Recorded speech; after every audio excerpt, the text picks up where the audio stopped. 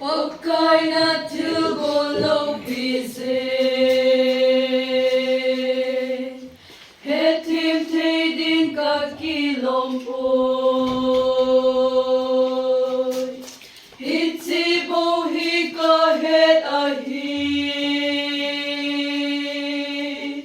Kaleng nahi o Zisu Kedim nati sanlu allo Hitsi tuta tu vok sinding Kalung gil sung hin lo dimin Hung cheng zing in leng Zisu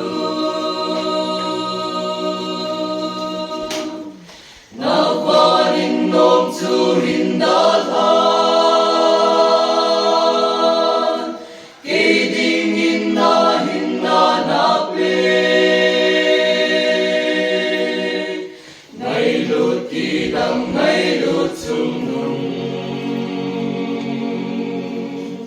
Lấy mi hiền tê hết dâu hi lâu Ê thật bà chu a hình a hi Ê ngài lu in kê ya a hi Ka leng a hi tôn sot kê in Ka lan đam pu a hi zing e Ê thật bà chu a hình a hi Ê ngài lu in kê ya a hi Ka leng a hi tôn sot kê in Ka lan đam pu a hi zing e Hinna le tina nong la a Hat na le ol na e pe zing Kaleng ding nga tho do kitsu Kamu ring pu leng Zisu Na varing nom tu hin da than Keding in na na pe Ngay lut ki dam ngay lut sung nung Lấy mi hiền tê hết dâu hi lâu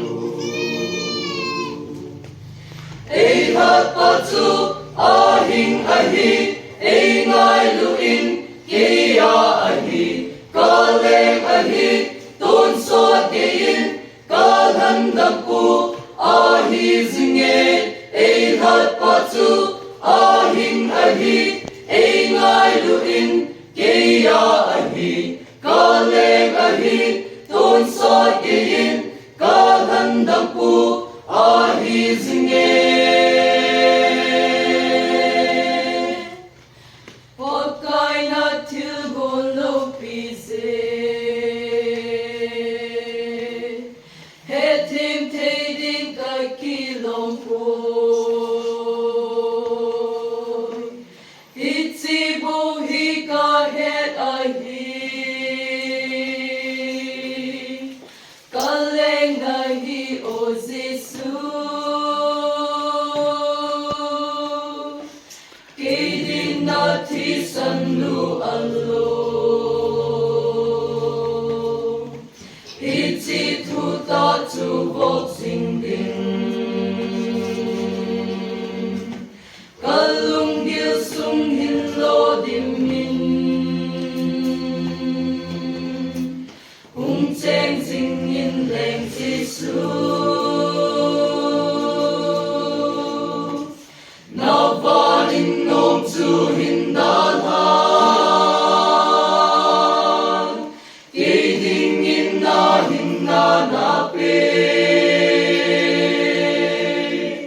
Ngay lut ki dam ngay lut sung nung Lấy mi hiền tê hết dâu hi lâu Ê thật bà chu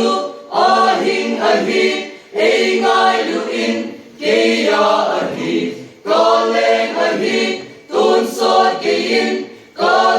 nam pu a hi zinge ei hat pa chu a hing a hi ei ngai lu in ke ya a hi ka leng a hi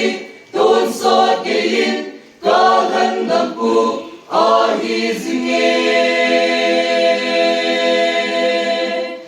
ei hat pa